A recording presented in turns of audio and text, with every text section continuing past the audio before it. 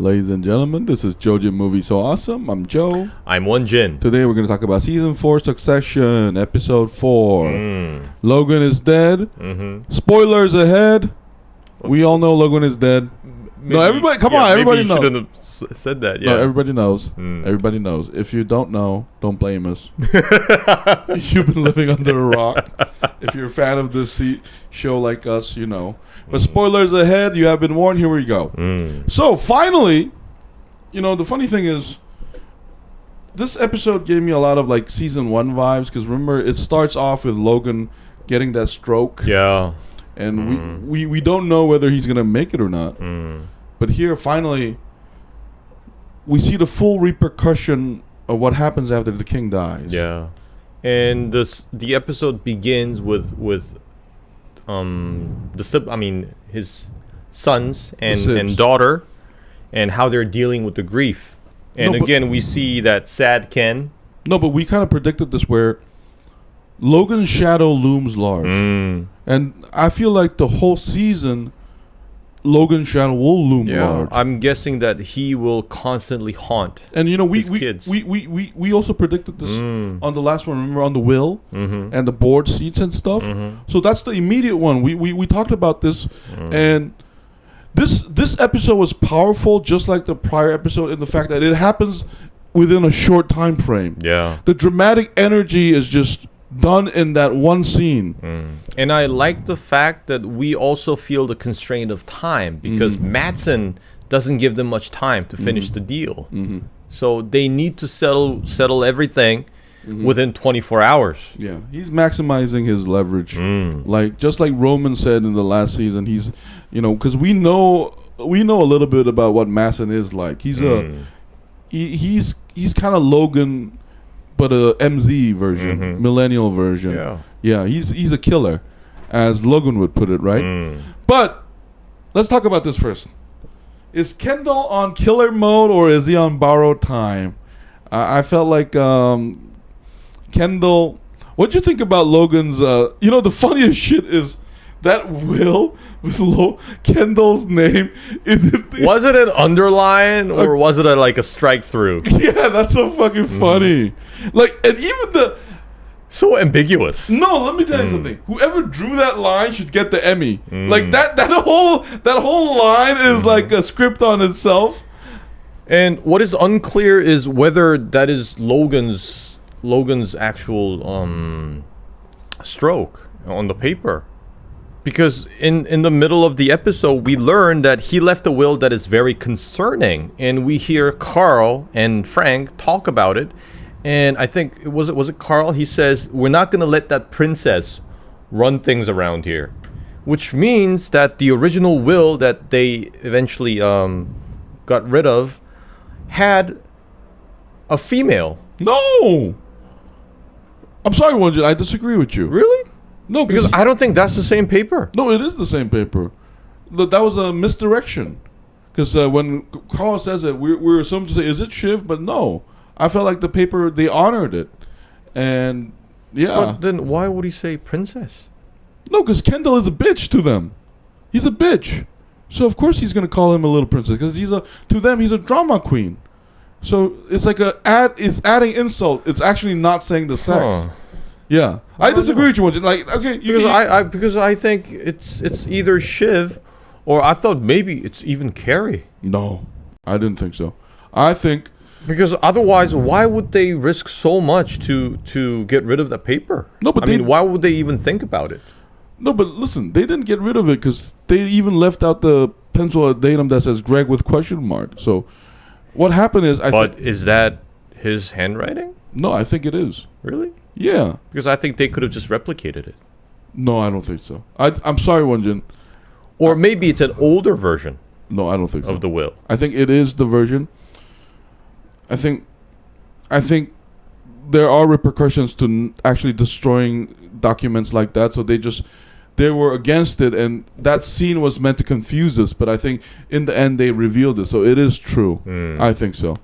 I even think the underline was done by Logan. So the princess thing is Carl's jab at Kendall. Remember, these old guards, they don't respect the children at all. Jerry is being polite and the least vocal about it, but all of them think of them as Tom puts it, dipshits and what was it? Dipshits and train wrecks or whatever. No. Screw ups and dipshits. Yeah. That's how I love how Carl like immediately puts it into like a euphemism. Yeah. Not constitutionally equipped for the job at this moment. Yeah. No, I think I'm gonna disagree with you, Won-Jin. I think that Will is actually Logan, but Frank puts it best. You know, you can tell Frank actually care. You know, Frank is the. Again, this is my thinking. I think we disagreed on this in the last podcast, but I do think Frank has the highest emotional IQ out of all of them, and I think he's the most attached to the kids and the family, especially to Kendall. Remember, he's the one that confirmed to Kendall that Logan is dead, and here, even now, Kendall, at the critical moment, I think Frank says what we've all been thinking, which is Logan is an old bastard, but he loved you. He loved you. And, you know, this is like, I bet Kendall heard that line twice in his life, which is one time in episode 2 when Logan says, I love you all, but you're not serious people. Fuck you, but I love you. And here Frank confirms it. And I think that's why Kendall looks at the paper, because, and that's why I asked you that question, whether, this is the thing, does that mean Kendall is in full killer mode, or is he gonna regress to his child self? Because we've seen Kendall be brave and regress, but from the past 4 episodes, Kendall has shown the most leadership. Even this episode, I love it how there's signs of his father. Because I think this is why this show is brilliant. I can't tell if he's really manipulating, like emotionally manipulating, or sincere. Yeah, because like even like the best scene for me was once he says, guys, enough. We will have to talk about it. For fuck's sake. Yes. And then he takes the wheel. Yeah, we're not gonna let those Keystone fucks take this away just because we didn't talk. That was a great line. I think, and then it's funny that comes after he confirms his name. But I want to know your opinion, because I felt like he manipulated Roman and Shiv in the fact that, like, because Roman and Kendall was COO, so it makes sense for them to be stepped up. No, any C-level executive to become CEO. That's why Frank supported Carl. But here, I think he was intentionally dividing Roman and Shiv's alliance, because Roman, as soon as he gets confirmation that he will become co-CEO, like, I kind of felt for Shiv, because they immediately kind of gang up on her. And I felt like that was Kendall being a little bit like Logan. Well, I disagree. Okay. Because I think that was genuine strategy? That was... I don't think it was a strategy. I think it was just like a reaction. Pragmatism. Because remember, like, the moment the siblings find out that Kendall's name was on the will, the first one to kind of give this like a passive-aggressive rejection about it is Shiv. Yeah. And she constantly questions whether it holds any true value, and we can see that Kendall is kind of thrown off, and he's kind of offended. Yeah, he becomes defensive and offended by it. So maybe I'm thinking it's just a reaction. No, but I thought Roman was kind of jabbing at him too, because Roman says something, and then how old is, like, they try to, like, you know, but that's so funny though. That's why this episode is so brilliant. Like, it's funny how us as a viewer are just like those characters in there, because they all have different perspective on what the paper means, depending on their interest. Like, I think Greg sums it up the best. So maybe he's like number 2. No, and Frank's reaction was so beautiful. He's like, that fucking kid, like, you know, because like, I thought that was really smart dialogue, because Greg kind of has a point. You know what that means? Like, I think he was just basically like spelling out like what this paper actually is. Just up to the beauty is in the beholder, right? Like, I'm saying, like, it's just up to us to interpret. And I think there's another thing, because unlike the characters inside the show, the audience, we get to see each of their relationship with Logan. Well, right. But they don't know of each other's, but we know because we have this like kind of like an omniscient point of view. Right. So it kind of makes sense for us, for Greg to interpret it that way, but for the others, it sounds completely ridiculous. I think that's what is so brilliant about this, because we see all these people after Logan's gone, like claiming that they had this intimate relationship with Logan. Everyone says it, but as the audience, we know. I would say this though, as an audience, we know that I think the siblings and Frank and maybe even Jerry had the closest relationship to Logan. Because I remember Jerry and Frank talking back to Logan. I don't remember Carl being that way. He's just a sycophant. Yeah, he's just basically a dick suck. And, but you know, I did like Collins in the jeans too, though. And, you know, I love Roman, though. You know what I like about him? He states the truth in a joking way. And I, like, sometimes I love that character because he's kind of like a full character in Lear, where he's speaking for the audience, but here he's a fool with a stakeholding holder in there, and I felt like when he treated Carrie really nice. Like, but I don't know, it was kind of creepy when he was constantly asking for her private number. That was creepy. Yeah. What's your theory on that? Do you think I was really confused by that because I couldn't tell, because I don't know if the actor played it that way. I felt like he was acting like a genuine person, but I also got this vibe that he wants to fuck the girl that his father fucked. Yeah. Because but I wish they played it up more though. Like because remember in season 1, Roman wants to smell his dad's clothes, so he has this he has a very unique taste sexually, and I thought the private number was interesting dialogue. And going back to Colin, I love the fact that Logan left Colin in the will as well. He was giving him his watch. That was very symbolic. That was like, I like that line because it shows Logan is old school. Yeah, like it's like the respect thing, right? But my favorite character is Marcia. Oh, I was just about to go to that. Oh yeah, Marcia, you go. You're a big fan. I have this like newfound respect for Marcia. Gangster. Yeah, my G. Yeah, man, like complete gangster. Like as soon as he's gone, she's back in the house. This lioness, taking over. Yeah. Carrie can't say shit. Yeah, and I love the fact. I love the way she does business with Connor. Like the moment she gives him like this range, like $60 to $70 million instantly. And when he says 63, she's like, I didn't expect a spit shake from Marcia. I was like, yo, word is bond. Yeah. And you know, this season is really about power relationship, because I also love Willa's line. Yeah, look at us. Exactly. She knows. That instant moment of you can see that she's uncomfortable hearing it. No, because Willa, you know, in this show we learned that people are not as smart as they are or not as stupid as they are. And Willa is perceptive. She knows what Marcia is. And you know what? That's what I like about that couple.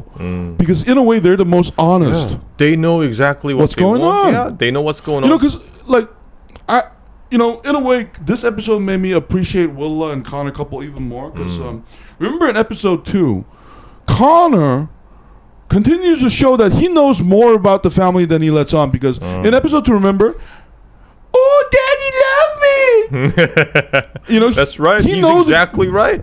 And you know, this episode, Connor is so smart. You know, when that crazy neoconservative tries to do the Fox speech thing, I love Connor's line. He says, "Dad was more like an capitalist, anarcho-libertarian." No, but. When I heard that, I was like, Connor, you're a genius. That's exactly. Like, Logan gave 0 fucks about the left or the right. He gave 0 fucks. All he did was humiliate presidents, like show politicians assholes, and then just like, as Kendall puts it, you monetize the class race relationship of America, and then you. But you know, like I felt like Connor and Willa is like a really. Here's the thing. Connor and Willa has more self-perception than any of the siblings. Yeah, especially like Tom and Shiv. I think they're like the opposite of Connor and Willa. No, but I feel like Tom actually has self knowledge. He actually knows his position really well. I feel like Shiv is more confused about that. And I think that's like the weakness of the siblings, right? Roman, Kendall, and Shiv, they all kind of lack self-understanding. But I feel like Tom has a full understanding of himself by the way he behaves this episode. Because he goes to every sibling and tries to ingratiate himself. And even with, what did you think about his pitch to Shiv? He manipulates her emotionally, right? Did you feel like that was a manipulation or like a mixture of genuine feeling and manipulation? What Connor did? No. What Tom did to Shiv. I think he's basically he's clawing at straws. He's trying to find a way out. I think that's what it is. No, not a way out, but the way to survive, right? Oh yeah, that's right. Yeah.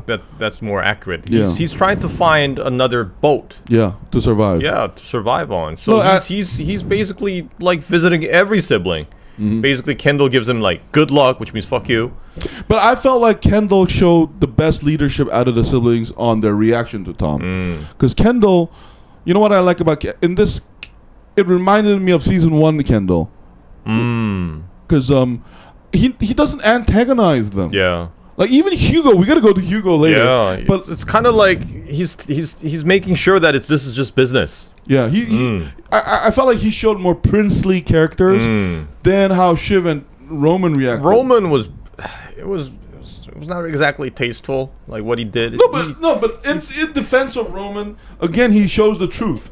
He's like, well, you dick suck. Oh my God, I'm about to die. Come here, womp lip balm, Tom. Suck my dick. That's right, but it's not exactly like a prestigious thing to do as someone in power. You're right. That's why Logan never trusted him, right? You don't really mock people who are in desperation. Right. That's a bad idea. Right.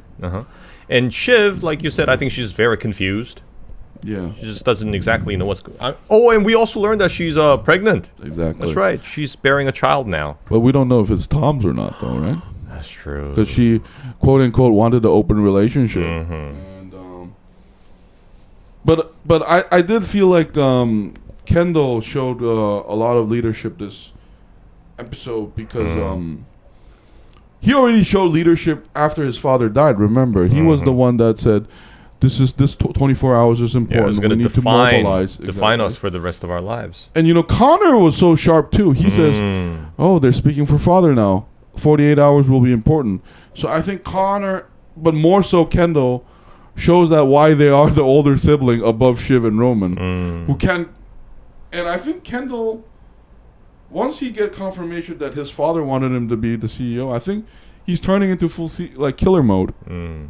And I love the way the episode ended with Hugo, because the episode begins with the siblings, and then Kendall go into his father's apartment, and at the lobby he kind of overhears Hugo's conversation on the phone. We turned out later it's his daughter. Later we kind of understand that there was some, like, from the outside view, it's like an insider trading, and he get him into trouble. It is insider trading. Well, yeah, 100%. Like, so now that Kendall holds his vulnerability, I was kind of surprised that he dropped that line at the end, because that kind of gives us the feeling that he is in the killer mode, very much like his father would do. No, and he does that evil smile, we know. And also, it's kind of disturbing that he does not discuss this with Roman, who's supposedly co-CEO, like Hugo suggests. Maybe he should run this down with Roman and Carolina, but yeah, he just wants to do this in secret, using the leverage he has. No, but I would say this though.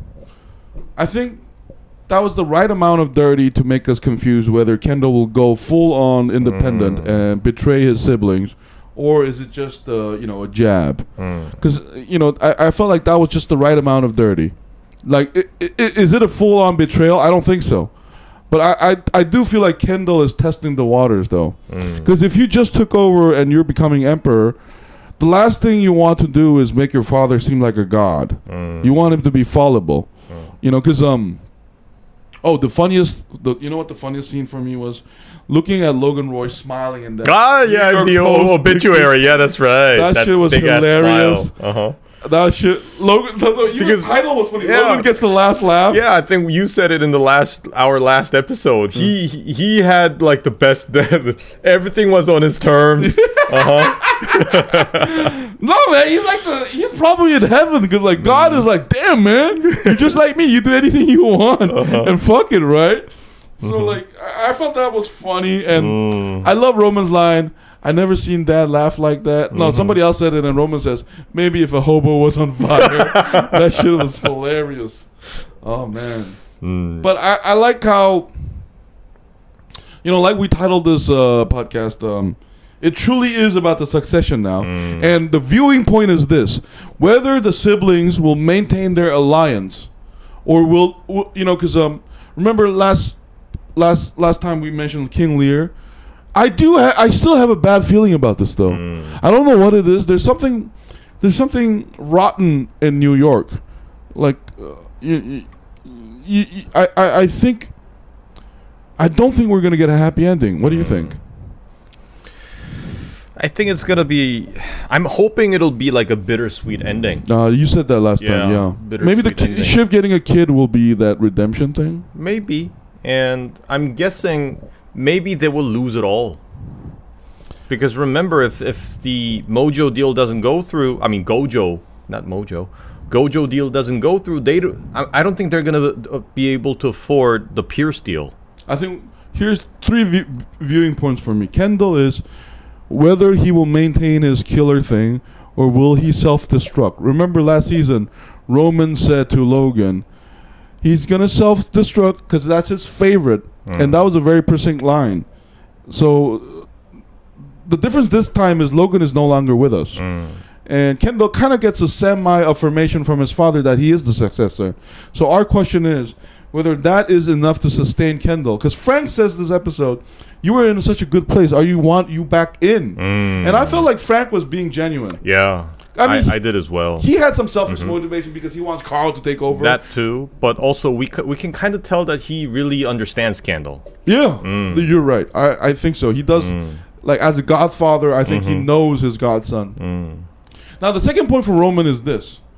Roman is what happens to him and Jerry, I feel. I feel like Jerry, you know, Jerry is one of the strongest characters in this series. She is a shark. She is the scariest of the sharks because she never shows her claws or teeth. Like she has such a likable face and mannerism that, and she challenged Logan a couple times. That's right. So I think her conflict with Roman will be a good point on like whether, and remember last time I theorized that she might be like footsie with Matsson, and then there's the election, right? Yeah, that's right. So I'm guessing we might have a sad, bittersweet ending, but one thing I'm sure of is that Connor's gonna have a great life. Oh man, Connor's gonna be the only one laughing among the siblings. You know what he is? He's kind of like a real life Don Quixote. You know, I love his character because he's one of those. Like I think I mentioned this. He's like little Carmine in Sopranos. Everybody thinks he's an idiot, but like, you know. Remember last season when Logan said, I get to win, right? I win, right?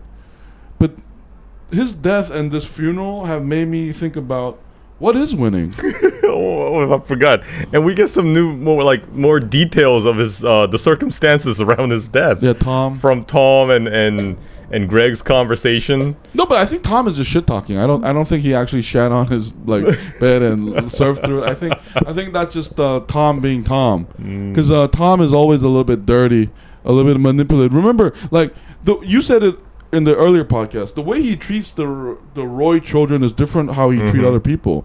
He's a complete asshole. Remember he had the footstool, but anyway, this episode. Almost an hour long, but man, dead Logan still looms large. Yeah, I love all the little details and these like moments with side characters. Oh, I forgot Stewie. I love the moment with Stewie and Kendall. It's like, yes, they've had some differences in the world of business, but when it comes to friendship, I could tell that they're true friends. No, but I agree with you, but I feel like Kendall learned from his father in the best way is that love and manipulation are not always opposite. I felt like he leveraged the situation really well. Because when he said... What's in it for me, Kendall? No, and Stewie... We like Stewie. You know why we like Stewie? Because he's very open about his desires. Unlike other characters, right? He's been a consistent character like that since season 1. But I felt like Kendall did what his father did, which is mix love with business. And he got him on his side, and I thought that was really smart. And I love Sandy. The old man who outlived his rival, smiling. Shiv keeps saying, like, stop smiling. Yeah. Oh, man, I felt bad for Shiv at the end, though. I feel like, so here's the thing. After this, I think the trip to Matsson will be a disaster, because I feel like the families are going to fight each other, and Matsson is going to manipulate Yeah, he's gonna take advantage of this entire situation. Because I feel like the next episode, Matsson is going to be like Logan. And Logan is expert at divide and conquer. Especially his children. And I think Matsson's going to fuck around with that. And I think Matsson might be like a semi-villain for the next 2 episodes. But anyway, what do you think about this? How would you grade this episode, man? I would give it 9 out of 10. Me too. 9 out of 10. Me too. This is almost the pitch perfect episode for me. Even the ending and the music. The ending felt like Fargo season 2, the war music. Oh, yeah. Fuck, the shit is on kind of music. I love that. All the dramatic tension. I even love the neoconservative asshole who takes over and then Connor says he's hijacking. All the side characters, the acting was amazing. Yeah, and like all these, all these side characters and all these episodes and incidents, it reminds me of these classics, but just put into like a New York apartment. Like Godfather, it kind of felt like watching an opera. You know, when like Carrie comes crying and her stuff like falls, we see like the fall of the queen and it was really uncomfortable. Yeah, like I thought the mise en scène was brilliant. Yeah, and also like the way she's handled, like take her out the back and blah blah blah. And also when Tom and Shiv are having that conversation on the stairwell, you can see that there are subtle details that kind of shows the power dynamics changing, because we see Tom like climbing down the stairs, and now the camera's in a position where Shiv is like looking down on Tom now, and it's all these little details that really add up. No, let me say this. Everything you just said, Logan said before. Remember, he told Shiv, nothing is a line. Everything is always changing. There's, and that's his brilliant line, right? And you said, the power dynamics always shifting, right? That's why Logan's shadow still looms large. It's at his house. Everyone is fighting over his death. And he either crossed out or underlined his son's name. Oh, and one more detail I liked about was when Kendall and Roman goes into his father's office and they see the desk for the first time. They did not know. Yeah, they did not know. There's still so much they don't know about their fathers. Like he did Sudoku and blah blah blah blah blah. And yeah, that was a great detail as well. I felt like a lot of people would have cried over that scene because I bet a lot of people don't talk to their parents like that too. Before we end, another favorite face. Roman says, "Thank you, Carolina. You too, fuck face." Hugo. Didn't we predict that Hugo being a piece of shit is like, that's what's gonna keep his job? Like, that's why I like Kendall, because he know how to use a fuck face like Hugo. Hugo is complete trash. Hugo is like, he's like the kind of guy Logan pretends he hates, but he loves to keep around. And Kendall is the smart enough to use that. I felt like I felt like Roman and Shiv, out of the siblings, I think only Kendall has ever gone as far as his father. Yeah. In terms of dirtiness. That's why Kendall is a killer. Kendall, he's a killer. L to the O to the G to the A to the N. We'll have to see what unfolds in the next episode, but we do get this feeling that Kendall is going into that killer mode, and he's picking up a lot after his father. No, but like I said before, the viewing point will be whether he'll be able to sustain it. Because or will he regress again? Exactly. He's always self-exploded. But anyway, that's our take on episode 4. You know, like, before we end, if any of us thought that Logan Roy, Brian Cox's exit would undermine the show, it has not. Hats off to all the actors. This episode has proved it. And, you know, I loved it. I love how the prior 3 seasons is backing this up. We've seen Logan, his charismatic self, and that's why his shadow is here. And I love it. You know, I think this show is about to get a lot of Emmys. Oh, and before we end, one of my favorite scenes in the episode was when Carl took Tom back to school. Interloper. That was funny. And I love the way that he was being nice about it. No, but it was funny though, because I'm strict with grief, and I love how Tom is such a piece of shit. You know, I like Tom. You know, because like, you know, in Logan Roy's world, why pretend what you are, right?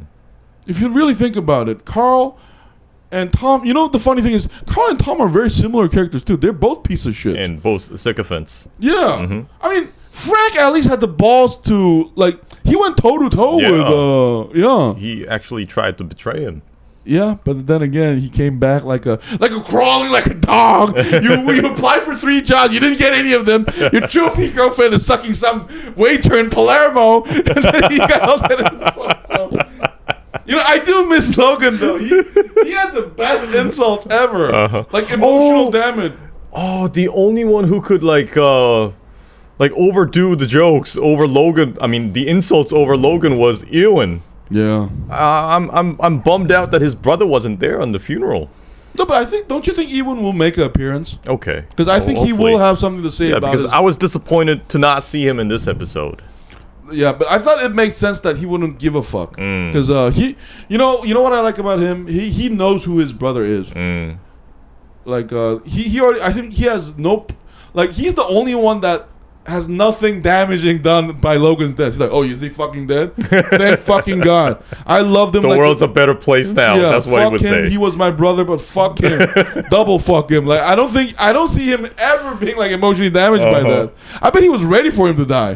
Like, but anyway, that's our take on episode 4. I mean, we could go on for hours and hours when it comes to Succession, but I think Won-Jin and I will make another session when the whole season is done. Yeah. But thank you so much for tuning in. This has been Jojin Movie So Awesome. I was Joe. I was Won-Jin. We'll see you next week. Bye. Bloop.